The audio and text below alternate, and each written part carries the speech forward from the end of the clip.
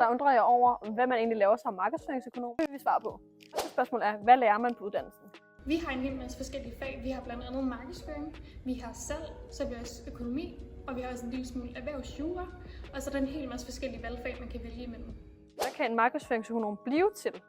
Der er rigtig mange jobmuligheder, når man er færdiguddannet. Man kan blive en hel masse, blandt andet markedsføringskoordinator, hvor man også kan arbejde sig op og blive marketingsleder.